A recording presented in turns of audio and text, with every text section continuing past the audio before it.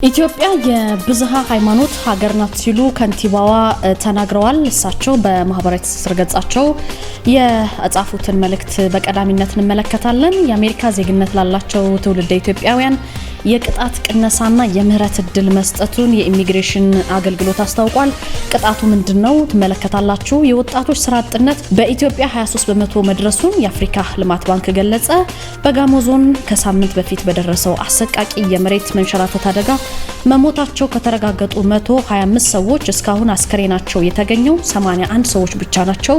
ተሰማላችሁ። የእስራኤል ሚኒስትር ልጅ በገዛ ቤቷ ሞታ ተገኝታለች። እንደምን ውላችኋል።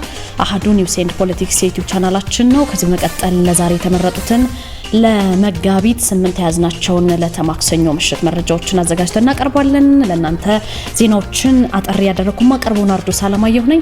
ነባር ቤተሰቦቻችን ስለምትከታተሉን ከልብ አድርገን እናመሰግናለን። አዳዲስ ቤተሰቦቻችን ደግሞ ዜናችን በየቀኑ ከሰኞ እስከ ዓርብ ወደ እናንተ እንዲደርስ ሰብስክራይብ ማድረጋችሁን አትርሱ። በቀጥታ ወደ መረጃዎቹ እንለፍ። በውቢቷ ፒያሳ ከአድዋ ሙዚየም ፊት ለፊት እጅግ ዘመናዊ የንግድ ማዕከል ከቴምር ሪል ስቴት እስካሁን ድረስ በብዙ ምክንያት የንግድ ሱቅ ላመለጣችሁ ደንበኞች የመጨረሻውና ሶስተኛው ሳይትን ይዘንላችሁ መጥተናል።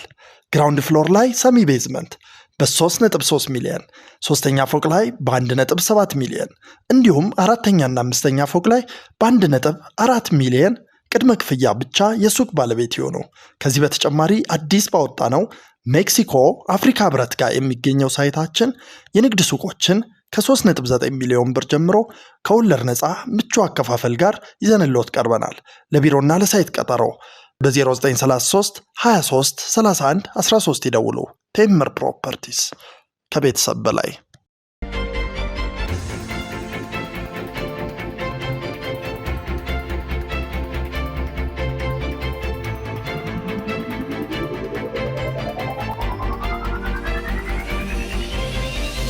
በቀዳሚነት ወደ ተመለከትነው ዜና ስናልፍ የኢትዮጵያ የብዝሃ ሃይማኖት ሀገር ናት ሲሉ ከንቲባዋ ተናግረዋል።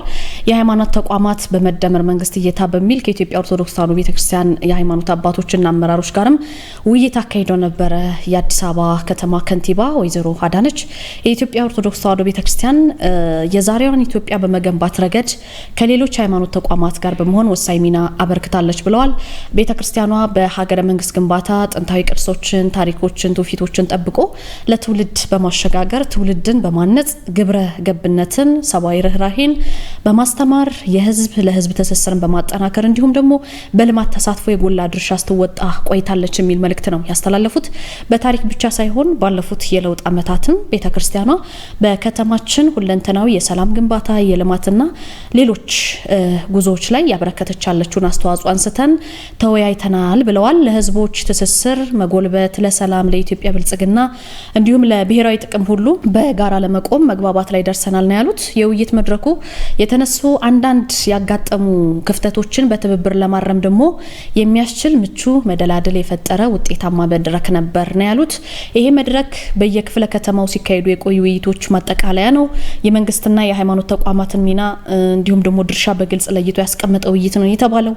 ክቡራን የኦርቶዶክስ ተዋሕዶ ቤተክርስቲያን አባቶች፣ አመራሮች ላደረጋችሁ ከፍተኛ ተሳትፎ ለሰጣችሁን ገንቢ ሀሳብ በራሴና በከተማ አስተዳደሩ ስም ከልብ አመሰግናችኋለሁ ሲሉ ከንቲባዋ መልእክታቸውን አስተላልፈዋል። የአሜሪካ ዜግነት ላላቸው ትውልደ ኢትዮጵያውያን የቅጣት ቅነሳና የምህረት እድል መስጠቱን የኢሚግሬሽን ዜግነት አስታውቋል።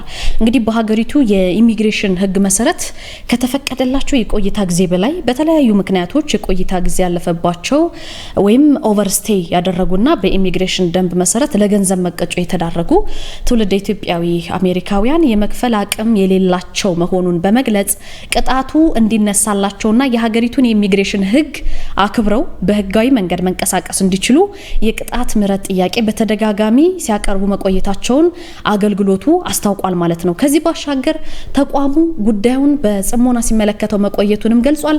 የአሜሪካን ዜግነት ላላቸው ትውልደ ኢትዮጵያውያን ግለሰቦች ውሳኔዎችን አሳልፈዋል። አንደኛው ውሳኔ ከ18 ዓመት በታች ለሆናችሁ ህጻናት ቅጣቱ ሙሉ በሙሉ ተትቶላቸው ወደ ህጋዊ የቪዛ አሰራር ውስጥ እንዲገቡ እንዲደረግ ነው።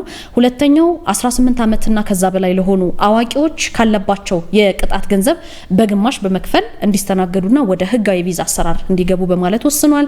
በመሆኑም የህጉ አስፈላጊነት በዋናነት ማንኛውም የውጭ ዜግነት ያለው ግለሰብ በሀገራችን የሚያደርገው ቆይታ ህጋዊነትን የተከተለ እንዲሆን ታስቦ የተዘጋጀ ነው የሚለው። ይሄ ቅጣት ቅነሳና ምህረት እድል ግለሰቦችን ወደ ህጋዊነት ለማምጣት የተሰጠ ስለሆነ የተሰጠው እድል ለአንድ ጊዜ ብቻ መሆኑም ነው አገልግሎቱ ያስታወቀው። ለአንድ ጊዜ ብቻ የተሰጠ እድል ነው። ስለዚህ ከመጋቢት 15 እስከ ግንቦት 15 2018 ድረስ ባሉት 60 ቀናት ውስጥ ወደ ኢሚግሬሽንና ዜግነት አገልግሎት ዋና መስሪያ ቤት በመቅረብ አስፈላጊውን ዶክመንት በማሟላት እንድትስተናገዱና ወደ ህጋዊ የቪዛ አሰራር ውስጥ እንዲገባ ማሳሰቢያ ተላልፏል። ከተሰጠው የጊዜ ገደብ በኋላ ግን በኢሚግሬሽን ደንብ መሰረት ብቻ የሚስተናገዱ መሆኑን የኢሚግሬሽን ዜግነት አገልግሎት ያወጣው መግለጫ ያሳያል ማለት ነው። ወደ ወጣቶች ስራ አጥነት መጣን።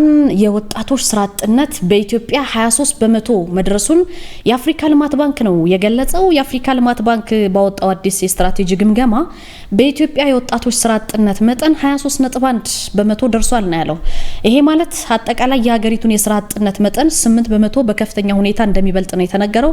ባንኩ ይፋ ባደረገው መረጃ መሰረት በኢትዮጵያ ኢኮኖሚ ውስጥ የታየው የ7.2 በመቶ አማካይ እድገት ለወጣቱ በቂ ስራ እድል በመፍጠር ረገድ ፈታኝ ሆኖበታል።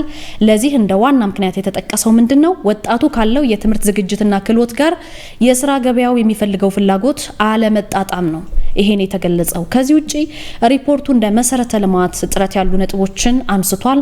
የአካላዊና የዲጂታል መሰረተ ልማቶች አለመስፋፋት ለስራ እድል ፈጠራ ጋሬጣ መሆኑን ነው የተጠቆመው። በተለይ በሴቶችና በወጣቶች ላይ የሚታየው የተገደበ የስራ እድል አማራጭና በግጭት፣ በድርቅ፣ በጎርፍ ምክንያት ቢያንስ 8 ሚሊዮን የሚሆኑ ህጻናትና ወጣቶች ከትምህርት ገበታቸው መራቃቸው ለወደፊት የሰው ኃይል ጥራት ስጋት መሆኑን የተጠቀሰው። ባንኩ አክሎ ምንድነው ያለው?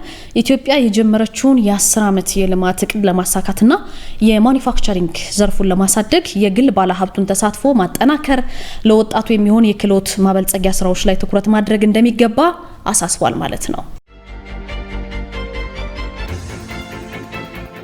በጋሞ ዞን ከሳምንት በፊት በደረሰው የመሬት መንሸራተት አደጋ እንግዲህ በርካታ ዜጎቻችን ህይወታቸው አልፏል።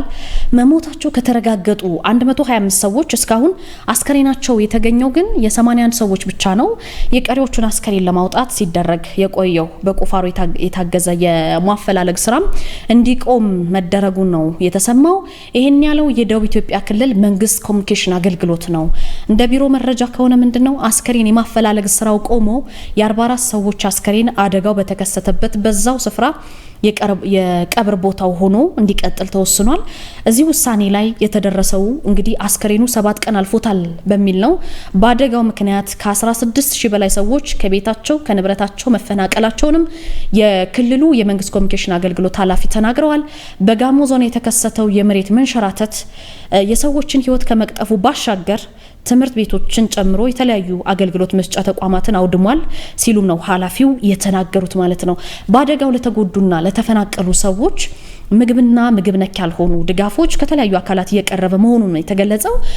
ከዛ ባሻገር ግን በጋሞ ዞንና አካባቢው ተመሳሳይ አደጋ ዳግም እንዳይከሰት ስጋት የሆኑ ቦታዎችን የመለየት በዝናብ ወቅት ሊፈጠሩ የሚችሉ አደጋዎችንም በሚመለከት የቅድመ ማስጠንቀቂያ መልእክቶች ለማህበረሰቡ እየተላለፈ መሆኑንም ኃላፊው ተናግረዋል ማለት ነው። የእስራኤል ሚኒስትር ልጅ በገዛ ቤቷ ሞታ ተገኝታለች። ይሄ ጉዳዩ መነጋገሪያ አድርጎታል። የእስራኤል የሰፈራና ብሔራዊ ተልእኮ ሚኒስትር ኦሪት ስትሮክ የ34 ዓመት ልጅ የሆነችው ሾሻና ስትሮክ በትላንትናው ዕለት በሰሜን እስራኤል በሚገኘው መኖሪያ ቤቷ ህይወቷ አልፎ ነው የተገኘው። የዚች ህይወት ማለፍ መላውን እስራኤል ያስደነገጠ ነው። ከሞቷ በስተጀርባ ያሉት ቅሬታዎች ደግሞ ጉዳዩን ይበልጥ አነጋጋሪ አድርገውታል። የበርካታ የመገናኛ ብዙሃንንም ቀልብ የሳበ ጉዳይ ሆኗል። ሾሻና ከመሞቷ በፊት ባሳለፈቻቸው ጥቂት ወራት ውስጥ በወላጆቿ ላይ እጅግ ተከታታይና አስደንጋጭ ክሶችን ስታቀርብ ነው የቆየችው። ከነዚህ መካከል ምንድነው የሚጠቀሰው? በልጅነቷ በወላጆቿ የጾታ ጥቃት ይደርስባት እንደነበረ፣ በአደገኛ እጽ የታገዘ አምልኮታዊ ስርዓት ውስጥ እንድትሳተፍ ይገደዱ እንደነበር በይፋ ገልጻለች። የተቃውሞ ድምጾችም የሾሻናን ሞት ተከትሎ በኢየሩሳሌም የዝምታ ተቃውሞ የተካሄደ ሲሆን የሴቶች መብት ተሟጋቾች ድርጅቶች ሁሉ ፖሊስን ክፉኛ ወቅሰውታል ማለት ነው። በዚህ በዚህ ኬዝ የተነሳ ተሟጋቾቹ እንደሚሉት ፖሊስ ቀደም ብሎ የቀረቡትን የጥቃት ክሶች ችላ በማለቱ ለሾሻና ሞት ምክንያት ሆኗል ይላሉ። የመንግስት ምላሽ ምንም እንኳን የሞቷ መንስኤ እስካሁን በይፋ ባይታወቅም ፖሊስ በጉዳዩ ላይ ምርመራ መጀመሩን አስታውቋል። ጠቅላይ ሚኒስትር ቤንያሚን ኔታንያሁ ለሚኒስትር ኦሪት ስትሮክ ቤተሰቦችም መጽናናትን መመኘታቸው ነው የተገለጸው። ጉዳዩ በፖለቲከኞች ቤተሰብ ውስጥ የተደበቁ በደሎችና የህግ አስከባሪዎች ዝምታ ላይ ትልቅ የሆነ ጥያቄ አንስቷል። በዛ መሰረት እንግዲህ በርካታ መገናኛ ብዙሃን ትኩረት እንዲስብ ሆኗል ማለት ነው። ውድ ቤተሰቦቻችን ከኔ ጋር የነበረን ጊዜ ይመስል ነበር። አብራችሁን ስለሆናችሁ ከልብ አድርጌ አመሰግናለሁ። ናርዶስ አለማየሁ ነበርኩኝ ከአሃዱ ሬዲዮ ከባልደረቦቼ ሌሎች መረጃዎች ተሰማላችሁ። ቀሪ ምሽታችሁ ደስ የሚል ይሁን። በድጋሚ በያላችሁበት ሰላም ለእናንተ ይሁን። ውድ አሃዱ ቤተሰቦች ከአሃዱ ሬዲዮ 94.3 የመጋቢት 8 2018 ዓ.ም የዕለተ ማክሰኞ አሃዱ ልሳን ማለዳችን ተጀምሯል። አሃዱ ልሳን ማለዳውን እየመራው ፍቅር ተቢተው እንዲሁም የዓለም ስራ ዘውዱ ቴክኒኩን እየተቆጣጠረች ዓለም ነው ሹሙ የእናንተ ውድ ቤተሰቦቻችን ሀሳብ፣ አስተያየት፣ ጥቆማ እየተቀበለ አብረናችሁ እንዘልቃለን። አንኳር ዘገባዎቹ ቀዳሚ ናቸው። ምርጫ ቦርድ አንዳንድ የክልል መንግስታት ትብብር እያደረጉልኝ አይደለም ሲል ወቀሰ። የኢትዮጵያ ብሔራዊ ምርጫ ቦርድ አንዳንድ የክልል መንግስታት ህጋዊ ግዴታቸውን በአግባቡ እየተወጡ አለመሆኑን ጠቅሶ ወቀሳውን አቅርቧል። የምርጫ የፖለቲካ ፓርቲዎች ምዝገባና የስነ ምግባር አዋጅ ቁጥር 1162 ማንኛውም አካል ለቦርዱ ስራ የመተባበር ግዴታ እንዳለበት በመግለጽ ቢደነገግም የተወሰኑ ክልሎች ግን ይህንን ህግ ተግባራዊ ያደረጉ እንዳልሆነም ገልጿል። የቦርዱ ሰብሳቢ ሜላተወርቅ ኃይሉ የመራጮች ምዝገባ ሂደትን አስመልክተው በሰጡት ማብራሪያ ለቦርዱ ስራ ተገቢውን ትብብር ያላደረጉ ክልሎች መኖራቸውን ጠቁመው ይህ አሰራራቸውን እንዲያስተካክሉም ማሳሰቢያ መሰጠቱን ገልጸዋል። ሰብሳቢው አክለውም የተወሰኑ ማስተካከያ እርምጃ ቢወስዱም አሁንም ያላስተካከሉ ክልሎች አሉ ብለዋል። የትኞቹ የክልል መንግስታት እንዳልተባበሩና ያልተባበሩት ጉዳይ ምን እንደሆነ ቦርዱ የማጣራት ሂደቱን እንዳጠናቀቀ በጊዜው ይፋ እንደሚያደርግም ገልጸዋል። ቦርዱ እንግዲህ ትብብር እስካላገኘ ድረስ ትብብር አላገኘውም ብሎ በግልጽ መናገር አለበት። በ1162 በአዋጅ ቁጥር 1162 ማንኛውም አካል ለቦርዱ ስራ የመተባበር ግዴታ አለበት ይላል። ይህንን ግዴታ ያልተወጡ የክልል መንግስታት አሉ። ይህንን ግዴታ ያልተወጡ አካላት አሉ። የሚመለከታቸውን አካላት አሳስበናል። አንዳንዶቹ አስተካክለዋል፣ አስፈላጊውን ድጋፍ አድርገዋል። አንዳንዶቹ ያላደረጉ አሉ። እንግዲህ እነዚህ ማን ናቸው? ቅድም እንዳልኩት ሁሉ ነገር ሂደት አለው፣ የማጣራት ሂደት አለው። ይሄንን የማጣራት ሂደት አውቆ ቦርዱ አግባብ ነው ባለ ጊዜ እነማን ናቸው፣ ምንድነው ያላደረጉት የድጋፍ አይነት የሚለውን ይፋ የሚያደርገው ይሆናል ማለት ነው። በተጨማሪም ቦርዱ ከፖለቲካ ፓርቲዎች ጋር ባካሄደው ውይይት ወቅትም የደረሰባቸውንና እርምት ሊወሰድባቸው ይገባል ያላቸውን ጉዳዮች አስመልክቶ ከመንግስት አካላት ጋር እየተሰራ መሆኑን ከነዚህ በፊት ገልጾ እንደነበር በማስታወስ እነዚህ ጉዳዮች ምንድናቸው፣ ከየትኛው የመንግስት አካላት ጋር ጥረት እየተደረገ ነው ያለው በሚል ከአሃዱ ለቀረበላቸው ጥያቄም ሲመልሱ ጉዳዩን ለክልል መንግስታትና ለጸጥታ ተቋማት አሳውቀ በቀጣይ ሂደቱን እያየር ዝርዝር መረጃ እንሰጥበታለን የሚል ምላሽ ሰጥተዋል። እንግዲህ የተለያየ ችግር ሲነሳ የሚመለከታቸውን የመንግስት አካላት አሳውቀናል የሚለውን በተመለከተ እነዚህ የመንግስት አካላት ማን ናቸው ለሚለው የክልል መንግስታት፣ የተለያዩ የጸጥታ ተቋማት፣ እነዚህም በተመለከተ እያንዳንዱን የሚመለከተውን ጉዳይ በአግባቡ ምላሽ እንዲሰጡ ወይንም ያልተገባ ነገር ከሆነ ደግሞ ከዛ እንዲቆጠቡ አሳሰቢያ ሰጥተናል።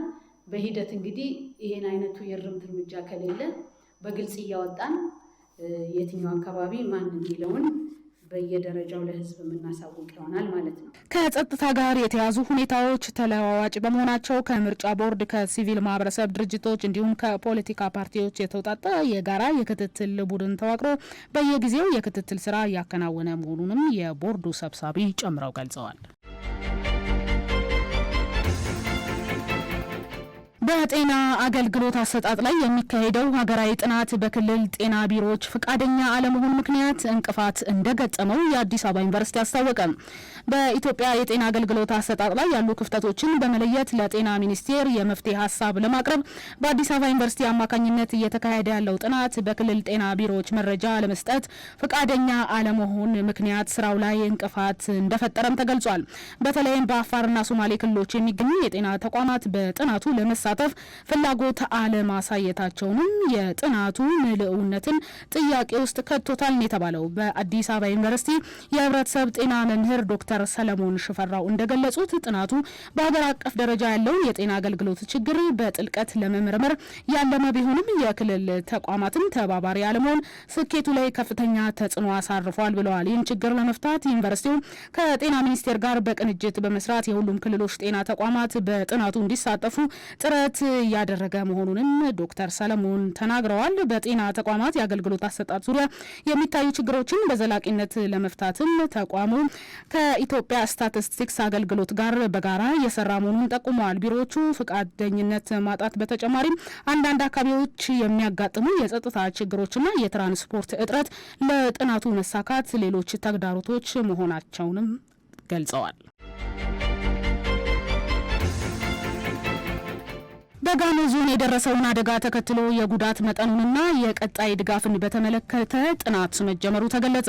በደቡብ ኢትዮጵያ ክልል ጋሞ ዞን በደረሰ ድንገተኛ የመሬት መንሸራተትና የጎርፍ አደጋ የጉዳቱን ትክክለኛ መጠን ለመለየትና ተጎጂዎች የሚያስፈልጉ ድጋፎችን ዝርዝር ለማወቅ የሚያስችል ሰፊ ጥናት በትናንትናው ዕለት መጀመሩን የክልሉ ቀይ መስቀል ማህበር ቅርንጫፍ ጽህፈት ቤት ለአሃዱ አስታውቋል። የቅርንጫፍ ጽህፈት ቤቱ ኃላፊ አቶ ተስፋዬ ዱንዳ በአሁኑ ወቅት እየተከናወነ ያለው ጥናት በሁለት ዋና ነጥቦች ላይ ያተኮረ ነው ብለዋል። ጥናቱ በአደጋው የጠፋውን የሰው ህይወት፣ የወደመውን ንብረት፣ የቤት እንስሳትና ሌሎች የሀብት በዝርዝር የመለየት ስራን ያካትታል ብለዋል። በተጨማሪም ከአደጋው የተረፉና ከመኖሪያ ቀያቸው የተፈናቀሉ ወገኖች በአሁኑ ወቅት በቋሚነት በአስቸኳይ ምን አይነት ሰብአዊ ድጋፎችን እንደሚሹም ለማወቅ የፍላጎት ዳሰሳ እየተደረገ ነው ብለዋል። ይህ ጥናት ለለጋሽ ድርጅቶችና የልማት አጋሮች በምን መልኩ ጣልቃ መግባት እንዳለባቸው መመሪያ የሚሰጥ ሲሆን ለዚሁም የሀብት ማሰባሰብ ስራ እንዲረዳም በመጪው ረቡዕ መጋቢት 18 ቀን 2018 ዓ.ም በአርባ ምንጭ ከተማ ከባለድርሻ አካላት ጋር ስብሰባ እንደሚካሄድም ጠቁመዋል። አሁን ጥናቱ አንደኛ ጉዳቱም ነው፣ ሁለተኛ ምን ያስፈልጋል የሚለውን ያካትታል። ምን ያስፈልጋቸዋል ጉዳቱን መጀመሪያ ለይቶ የማወቅ ከአሴት አንጻር ምን አሴት ሉዝ አድርጓል፣ ቤት፣ እንስሳት፣ እነዚህን የሰው ህይወት፣ ከዛ ደግሞ ምን ያስፈልጋል እዛ አካባቢ ለተጎዱ ሰዎች ምን ያስፈልጋል የሚል ትናለ። ሮብ ዕለት ደግሞ ትልቁ የፓርትነር ሚቲንግ ተጠርተናል። የክልሉ መንግስት ያዘጋጀው የፓርትነር ሚቲንግ አለ ሮብ ዕለት አርባ ምንጭ ላይ። እዛ ላይ ይፋ የሚደረግ የመንግስት አሰስመንት ሪዛልት ይኖራል። ያንንም ጨምረን ሀብት ለማሰባሰብ እንጠቀማለን። እኛ ሀብት ለማሰባሰብ ጉዳት የሚያሳይ ጥናትና ኒድ የሚያሳይ ነው የምናደርገው። የካቲት 30ና መጋቢት 1 ቀን 2018 ዓ.ም በጣለው ከባድ ዝናብ በጋሞ ዞን በደረሰው አሰቃቂ አደጋ 4527 የሚሆኑ ዜጎች ከመኖሪያ ቀያቸው መፈናቀላቸውን መዘገባችን ይታወሳል። ከ100 በላይ ሰዎች ህይወታቸው ማለፉን መገለጹ አይዘነጋም። በተጨማሪም ቁጥራቸው ከ100 በላይ የሚሆኑ ዜጎች እስካሁን ያሉበት ሁኔታ ባለመታወቁ ፍለጋው መቀጠሉንም የጽህፈት ቤቱ ኃላፊው አክለው ገልጸዋል። አደጋ የሚከሰትበትን ቦታ በጥናት በመለየት ዘላቂ መፍትሄ መስጠት፣ ነዋሪዎችን ወደ ሌሎች ቦታዎች ማዘዋወርን ጨምሮ ከመንግስትና ከባለድርሻ አካላት የሚጠበቅ ኃላፊነት ነው። ደቡብ አፍሪካ ከኢራን ጋር ያላትን ግንኙነት እንድታቋርጥ በአሜሪካ የደረሰባትን ግፊት ውድቅ አደረገች። ደቡብ አፍሪካ ከኢራን ጋር ያላትን ግንኙነት ለማቋረጥ ምንም ምክንያት እንደሌላት የዓለም አቀፍ ግንኙነት መምሪያም አስታውቋል። ቀደም ሲል ሀገራቱ ከኢራን ጋር ያላትን ግንኙነት ከአሜሪካ ጋር ላለው ጥሩ ግንኙነት እንቅፋት እንደሆነም ተገልጿል። የደቡብ አፍሪካ የዓለም አቀፍ ግንኙነት መምሪያ ዋና ዳይሬክተር ዛኒ ዳንጉሮ በበኩላቸው የትራምፕ አስተዳደር ጥያቄዎችን ውድቅ አድርገዋል።